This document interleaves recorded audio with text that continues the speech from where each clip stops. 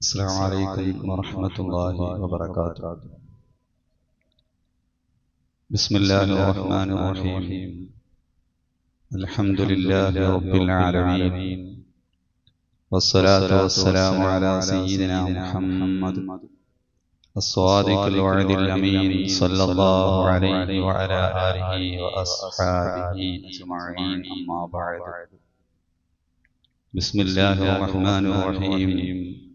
كل نفس ذائقة الموت وإنما توفون أجوركم يوم القيامة فمن زحزح عن النار وأدخل الجنة فقد فاز وما الحياة الدنيا إلا متاع الغرور. ഏറ്റവും സ്നേഹനിധികളായിട്ടുള്ള മുഅ്മിനീങ്ങളെ, അല്ലാഹുവിന്റെ വലിയ അനുഗ്രഹത്തോടുകൂടി ഈ ഒരു വെള്ളിയാഴ്ച കൂടി നമുക്ക് അവന്റെ ഭവനത്തിൽ ഒരുമിച്ച് കൂടാൻ അല്ലാഹു തൗഫീഖ് നൽകി. അല്ലാഹു ഇതിനേക്കാൾ ആനന്ദകരമായി സന്തോഷകരമായി നമ്മെ എല്ലാവരെയും നമ്മുടെ കുടുംബക്കാരെയൊക്കെ നാളെ ഫിർദൗസിൽ ഒന്നിപ്പിക്കുമാറാവട്ടെ. നമ്മുടെ ദോഷങ്ങളൊക്കെ അല്ലാഹു പുറത്തു തരട്ടെ. വിഷമങ്ങളും പ്രയാസങ്ങളും സങ്കടങ്ങളും ദുഃഖങ്ങളും തീർത്ത് സലാമത്തിന്റെ വഴികൾ അല്ലാഹുവേ ഞങ്ങൾക്ക് തുറന്നു തരണേ റബ്ബേ. ഞങ്ങളിൽ നിന്ന് മരണപ്പെട്ടു പോയവർ, പ്രത്യേകിച്ച് പള്ളിപ്പടിറ്റ് മന്തി ഉറങ്ങുന്നവർ, എല്ലാവരെയും നീ നാളെ ഫിർദൗസിൽ നീ ഒന്നിപ്പിക്കണമേ റബ്ബേ. ആമീൻ ബിറഹ്മതിക യാ അർഹമർ റഹീമീൻ. പ്രിയപ്പെട്ട മുഅ്മിനീങ്ങളെ, ഞാനിവിടെ ഓതിയ ആയത്ത് മനുഷ്യ ജീവിതത്തിന്റെ ലക്ഷ്യത്തെക്കുറിച്ചും ആ ലക്ഷ്യം നേടാനുള്ള വഴികളെക്കുറിച്ചും ഒരു ആയത്തിലൂടെ ഖുർആൻ ലോകത്തിന് പഠിപ്പിച്ചു കൊടുക്കുകയാണ്. കുല്ലു നഫ്സിൻ ദാഇഖത്തുൽ മൗത്ത്, എല്ലാ ശരീരവും മരണത്തെ അനുഭവിക്കും, രുചിക്കും. വഇന്നമാ തുവഫൗന ഉജൂറകും യൗമൽ ഖിയാമ, അന്ത്യദിനത്തിൽ മനുഷ്യന്റെ കർമ്മങ്ങൾക്കനുസരിച്ച് അല്ലാഹു പ്രതിഫലം നൽകപ്പെടും. എന്നിട്ട് പറയുന്ന വാക്കാണ് മനുഷ്യ ജീവിതത്തിൽ ലക്ഷ്യം എന്താണെന്ന് കൃത്യമായി ഖുർആൻ വരച്ചു കാണിക്കുകയാണ്. ഫമൻ സുഹ്സിഅ അനിൻ നാരി വഉദ്ഖിലൽ ജന്ന, അന്നാരാണോ നരകമോചനം ലഭ്യമാവുകയും സ്വർഗപ്രവേശനം ആർക്കാണോ ലഭിക്കുകയും ചെയ്താൽ ഫഖദ് ഫാസ്, അതാണ് റിയൽ വിജയം, യഥാർത്ഥ വിജയം. അതാണ്. നോക്കൂ, ഈ ആയത്ത് എത്ര പ്രധാനപ്പെട്ട ഒരു ആയത്താണ്. ഈ ആയത്ത് പലവരും നമ്മൾ കേട്ടിട്ടുണ്ടാകും. അവസാനം എല്ലാ വിധേയത്വത്തിന് പകരവും സ്നേഹത്തിന് പകരവും 3 പടി മണ്ണ് വാരി എറിഞ്ഞാൽ മിൻഹാ ഖലഖനാകും വഫീഹാ നുഈദുകും വമിൻഹാ നുഖ്രിജുകും താറതൻ ഉഖ്റാ. നമ്മളൊക്കെ മറുമാടി കഴിഞ്ഞാൽ എല്ലാ വിധേയത്വത്തിനു പകരവും 3 പടി മണ്ണാണ്. എല്ലാ സ്നേഹത്തിനും വിധേയത്വത്തിനു പകരം 3 പടി മണ്ണ് വാരി എറിഞ്ഞാൽ ഉസ്താദ് നമ്മുടെ മുഖത്തിന്റെ ഭാഗത്തേക്ക് തിരിഞ്ഞിരുന്നിട്ട് ഓതുന്ന ഒരായത്താണ്. ആ ഉസ്താദ് നമ്മുടെ മുഖത്തേക്ക് തിരിഞ്ഞിരുന്ന് ആ ഖബറിന്റെ പുറത്ത് വെച്ച് അവസാനമായിട്ട് നമ്മൾ കേൾക്കുന്ന ഒരു വചനമാണിത്. ജീവിതത്തിന്റെ പരമമായ ലക്ഷ്യത്തെയും ആ ലക്ഷ്യ പൂർത്തീകരണത്തെയും സൂചിപ്പിക്കുകയാണ്. കുല്ലു നഫ്സിൻ ദാഇഖത്തുൽ മൗത്ത്, ആ മനുഷ്യനോട് പറയാം, മരണത്തെ രുചിച്ചില്ലേ നിങ്ങൾ? മരണത്തെ രുചിച്ചില്ലേ? വഇന്നമാ തുവഫൗന ഉജൂറകും യൗമൽ ഖിയാമ. എന്ത് വല്ലാത്തൊരു വചനമാണത്. ആ മനുഷ്യൻ അനുഭവിക്കുകയാണ് സ്വർഗനരകങ്ങളെ. ആ മനുഷ്യൻ അനുഭവിക്കുന്ന മനുഷ്യനോട് പറയുകയാണ്, ഇപ്പൊ കർമ്മങ്ങൾക്കുള്ള പ്രതിഫലം നിങ്ങൾക്ക് അനുഭവിച്ചില്ലേ? എന്നിട്ട് പറയുകയാണ്, ഫമൻ സുഹ്സിഅ അനിൻ നാരി വഉദ്ഖിലൽ ജന്ന, ഇന്ന് നിങ്ങൾക്ക് സ്വർഗപ്രവേശനം ലഭ്യമാവുകയും നരകമോചനം നിങ്ങൾക്ക് ലഭ്യമാവുകയും ചെയ്തിട്ടുണ്ടോ? ഫഖദ് ഫാസ്, അതാണ് യഥാർത്ഥ വിജയം. ജീവിതത്തിൽ ഒരുപാട് വിജയങ്ങൾ നമ്മൾ നേടിയിട്ടുണ്ടാകും.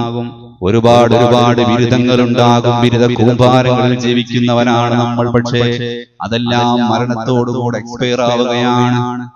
എന്നാൽ ഫഖദ് ഫാസ്, യഥാർത്ഥ വിജയം ഇതാണ്. നരകമോചനം ലഭ്യമാവുകയും സ്വർഗപ്രവേശനം സാധ്യമാവുകയും ചെയ്യും. അല്ലാഹു തൗഫീഖ് നൽകട്ടെ. ബാക്കിയെല്ലാം നൈമിഷികമായ വിജയങ്ങളാണ്. ഒരു ബിരുദാനന്തര ബിരുദമെടുത്ത് ചെറുപ്പക്കാരൻ മരണപ്പെട്ടപ്പോ ആ വീട്ടിൽ തഅ്സിയത്തിന് പോയപ്പോ ആ ചെറുപ്പക്കാരൻ നേടിയെടുത്ത ബിരുദങ്ങളുടെയും വലിയ വലിയ സർട്ടിഫിക്കറ്റുകൾ, ആ ചെറുപ്പക്കാരൻ ലഭ്യമായ അഭിനന്ദന പ്രവാഹങ്ങളുടെ വലിയ വലിയ മൊമെന്റുകൾ ഷെൽഫുകൾ നിറഞ്ഞു നിൽക്കുകയാണ്. ആ ഷെൽഫിലേക്ക് നോക്കിയിട്ട് ആ പിതാവ് ഇങ്ങനെ കരയുകയാണ്. ആർക്കാണ് കരച്ചിൽ വരാതിരിക്കുക? തന്റെ മകൻ ജീവിതത്തിൽ നേടിയെടുത്ത കഠിനാധ്വാനത്തിലൂടെ നേടിയെടുത്ത അംഗീകാരത്തിന്റെ അനുമോദന പത്രങ്ങളുടെയും മൊമെന്റുകൾ നോക്കിയിട്ട് ഇങ്ങനെ കരഞ്ഞപ്പോ ബന്ധുവായ ഒരാൾ തന്നെ, ആ കുട്ടിയുടെ അടുത്ത ആള് തന്നെ വന്നുകൊണ്ട് പറഞ്ഞു, അവന്റെ എല്ലാ മൊമെന്റുകളും ആ ഷെൽഫിൽ നിന്ന് നിങ്ങൾ മാറ്റിവെക്കൂ എന്ന്. ഇതാണ് ജീവിതം. എല്ലാം എക്സ്പയർ ആയി പോയി. ഇനി മൊമെന്റുകളൊന്നും പ്രദർശിപ്പിക്കരുത്. ആ പിതാവിന് സഹിക്കാൻ കഴിയുന്നില്ല ഈ ഒരു ജീവിതത്തിന്റെ യാഥാർത്ഥ്യത്തെ തിരിച്ചറിയാൻ. ഖുർആൻ എന്നിട്ട് എന്താ പറഞ്ഞത്? ഇനി എന്താണ് ഈ ലക്ഷ്യത്തിലേക്കുള്ള പൂർത്തീകരണമെന്ന് ഖുർആന്റെ ചെയിന് പോലെ, ചങ്ങല പോലെ ആശയങ്ങൾ ഇങ്ങനെ ഘടിപ്പിച്ച് ലോകത്തെ അറിവിന്റെ വിസ്തൃത പ്രപഞ്ചത്തിലേക്കാണ് ഖുർആൻ ക്ഷണിച്ചു കൊണ്ടുപോയത്. എന്താണ് വിജയത്തിന്റെ വഴിയെന്ന് ഖുർആൻ പറഞ്ഞു. വിജയം ഇതാണെന്ന് പറഞ്ഞു നിർത്തുകയില്ല, അതിന്റെ സൊല്യൂഷൻസുകളും പറഞ്ഞു കൊടുത്തു. വമൽ ഹയാത്തുദ് ദുനിയാ ഇല്ലാ മതാഉൽ ഗുറൂർ. എന്താണ് ആ വിജയം? മരണം സന്തോഷകരമാവുകയും സ്വർഗപ്രവേശനം ലഭ്യമാവുകയും ചെയ്യാനുള്ള വഴി എന്താണ്? ഈ ദുനിയാവ് ചതിയുടെ ലോകമാണെന്ന് തിരിച്ചറിയലാണെന്ന് ഖുർആൻ അർത്ഥഗർഭത്തോടുകൂടെ പറയുകയാണ്. നോക്കൂ നിങ്ങൾ, ഈ ദുനിയാവിനെ സൃഷ്ടിച്ച ഇതൊരു മഹാസത്യമാണ്, വിശ്വസത്യമാണ് ഖുർആൻ പറഞ്ഞത്. ഈ ദുനിയാവിനെ ക്രിയേറ്റ് ചെയ്ത ഇതിന്റെ നിർമ്മാതാവ് പറയുകയാണ്, ഈ ദുനിയാവ് വഞ്ചനയാണ്, വഞ്ചനയുടെ ചരക്കാണ് എന്ന്. നമുക്ക് എന്തെങ്കിലും ശ്രമിക്കേണ്ടതുണ്ടോ? നമ്മുടെ ഒരു മൊബൈലാണെങ്കിൽ ആ മൊബൈലിന്റെ അതിന്റെ കമ്പനി അതിനെക്കുറിച്ച് മഹത്വമേ പറയൂ. ആ കമ്പനി പറഞ്ഞു, ഈ മൊബൈൽ വെള്ളത്തിലിട്ടാൽ അത് വെള്ളം കയറി മൊബൈൽ നാശമാകും എന്ന് പറഞ്ഞാൽ പിന്നെ നമുക്ക് ശങ്കിക്കേണ്ട ആവശ്യമില്ല.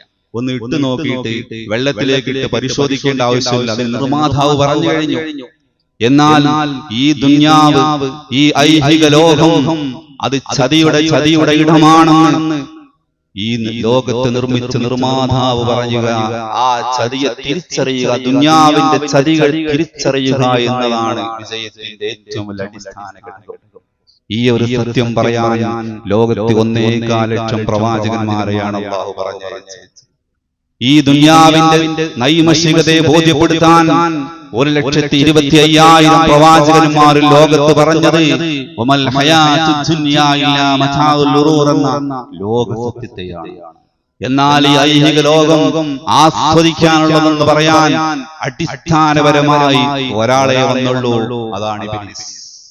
നമ്മൾ ആലോചിച്ച് നോക്കുക, നമ്മൾ ഈ ഒരാളുടെ ആ ആശയത്തിലാണോ 1.25 ലക്ഷം പ്രവാചകന്മാർ നമുക്ക് തന്ന സന്ദേശത്തിലാണോ നമ്മൾ ജീവിക്കുന്നതെന്ന് ചിന്തിക്കേണ്ട സന്ദർഭമാണ്.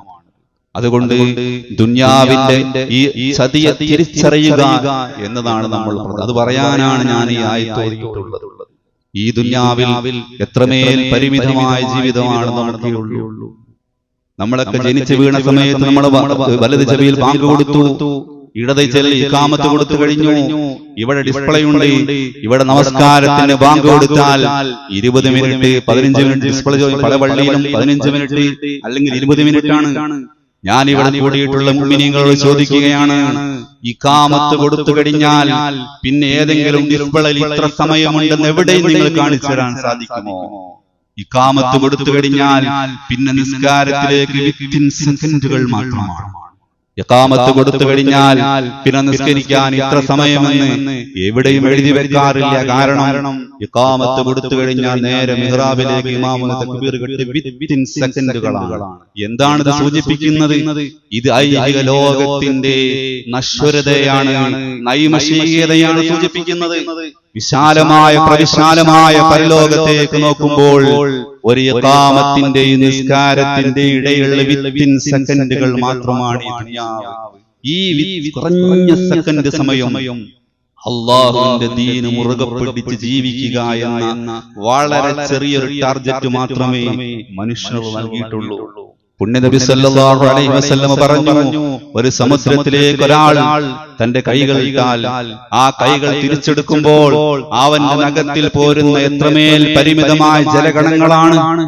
ഈ ജലഗണം മാത്രമേ പ്രവിശാലമായ പരലോകത്തേക്ക് ചേർക്കുമ്പോൾ ഈ ദുനിയാവിലെ സമയമുള്ളൂ എന്ന് ലോകത്തെ പഠിപ്പിച്ചു ഹബീബായ റസൂലുള്ളാഹി സ്വല്ലല്ലാഹു അലൈഹി വസല്ലം. അതാണ് ഞാൻ പറഞ്ഞത്, ഒരു ഇഖാമത്തിന്റെയും നിസ്കാരത്തിന് ഇടയിലുള്ള പരിമിതമായ സമയം അല്ലാഹു പൊരുത്തമില്ലാത്ത കാര്യം മാറി നിന്നാൽ നിങ്ങൾക്ക് സ്വർഗമുണ്ടെന്ന് പറയാൻ വിശുദ്ധ ഖുർആൻ അതിന്റെ 1/3 ഭാഗമാണ് ഉപയോഗപ്പെടുത്തിയത്. ലോകത്തിലെ മുഴുവൻ അറിവുകളെയും സമഞ്ജസമായി സമ്മേളിച്ച ഖുർആൻ ലോകത്തിലെ മുഴുവൻ അറിവുകളെയും ഒരു ചെപ്പിലൊതുക്കിയ പോലെ ലോകത്തെ ത്രസിപ്പിച്ച ഗ്രന്ഥമാണ് ഖുർആൻ. ആ ഖുർആൻ 1/3 ഉപയോഗിച്ചത് ഈ ലോകം നൈമഷികമാണെന്ന് ലോകത്തെ പഠിപ്പിക്കാനായിരുന്നു.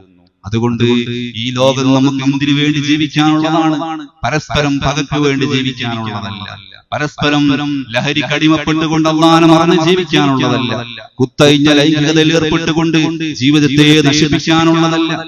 ഉദരം പോലും ഏകോദര സഹോദരന്മാർ പോലും സ്വന്തം ഉദരം പങ്കുവച്ച സഹോദരനെ പോലും കൊല്ലാൻ കൊട്ടേഷൻ കൊടുക്കുന്ന കൊല്ലുന്ന പുതിയ വാർത്തകൾ നമ്മളെ മലയാളത്തിന്റെ പുതിയ ചാനലുകൾ പുറത്തുവിട്ടുകൊണ്ടിരിക്കുമ്പോൾ നാം ചിന്തിക്കേണ്ടത് ഈ ഐഹിക ലോകത്തിന്റെ നൈമഷികമായ സുഖത്തിനു വേണ്ടി ഒരു പ്രവിശാലമായ ലോകത്തെയാണ് നമ്മൾ നഷ്ടപ്പെടുത്തിക്കൊണ്ടിരിക്കുന്നത്.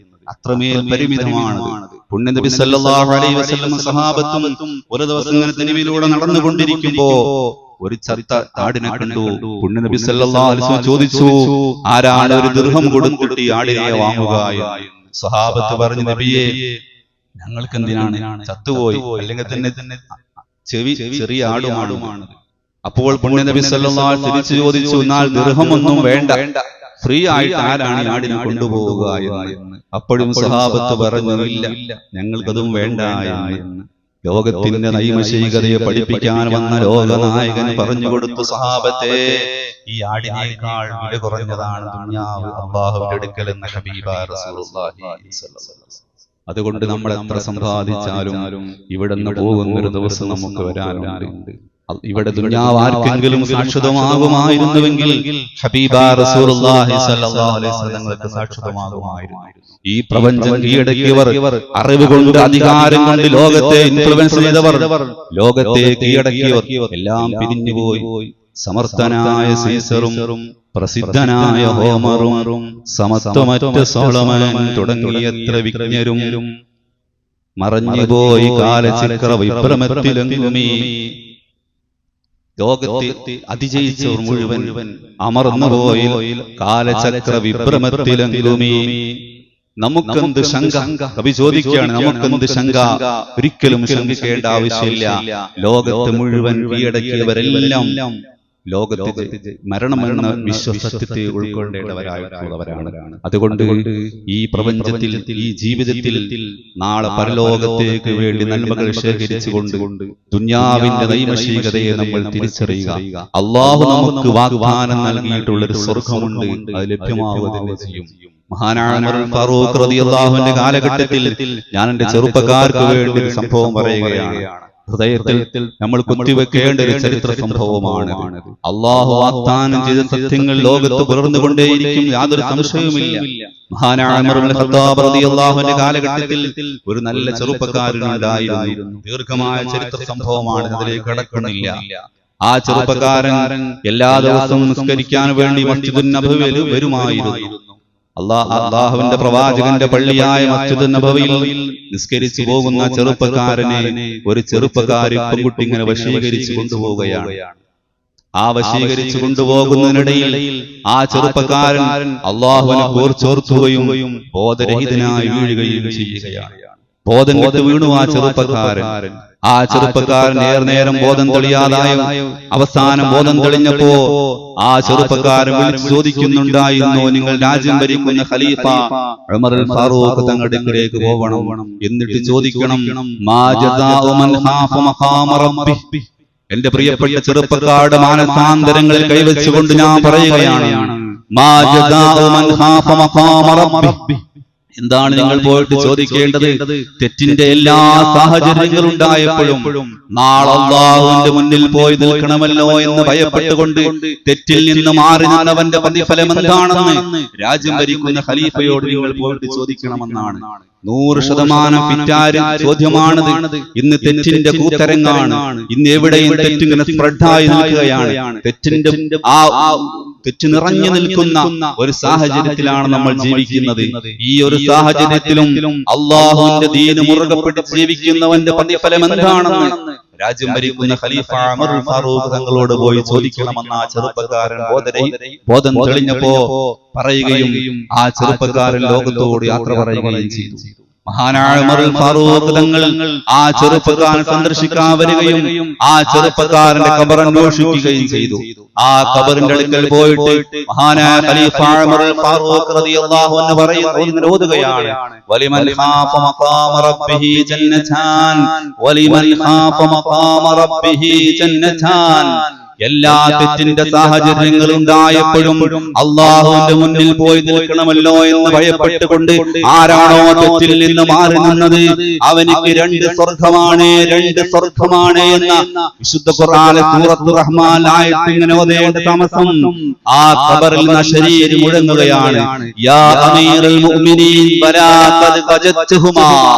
അമീറുൽ മുഅ്മിനീൻ ഉമർ ഫാറൂഖ് തങ്ങളെ അല്ലാഹു വാഗ്ദാനം ചെയ്ത 2 സ്വർഗ്ഗമുണ്ടല്ലോ, ആ 2 സ്വർഗ്ഗത്തിന്റെ കവാടങ്ങളും ഇതാ എന്റെ ഖബറിലേക്ക് തുറക്കപ്പെട്ട് കഴിഞ്ഞു എന്ന് ആ ചെറുപ്പക്കാരൻ വിളിച്ചു പറയുകയാണ്. മുഅ്മിനീങ്ങളെ, ചിന്തിക്കൂ നിങ്ങൾ. ഈ ഐഹിക ലോകത്ത് എല്ലാ സുഖങ്ങളും അല്ലാഹുവിന് വേണ്ടി സുഖങ്ങൾ ത്യജിച്ചാൽ മൂടുകല്ല് വെക്കേണ്ട താമസം ആ സ്വർഗ്ഗത്തിന്റെ കവാടങ്ങൾ തുറക്കപ്പെടുന്നത് അല്ലാഹുവിന്റെ വാഗ്ദാനമാണ്. അല്ലാഹു വാഗ്ദാനം ലംഘിക്കാത്തവനാണ്. അതുകൊണ്ട് ഐഹികമായ സുഖത്തിന് പിന്നാലെ പോയി ഒരു വിശാലമായ സ്വർഗ്ഗത്തെ നമ്മൾ നഷ്ടപ്പെടുത്തല്ലേ.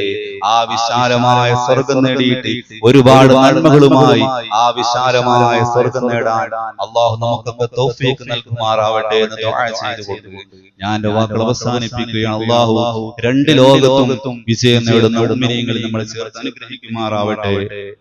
വആഖിറു ദഅവാനാ അൽഹംദുലില്ലാഹി റബ്ബിൽ ആലമീൻ.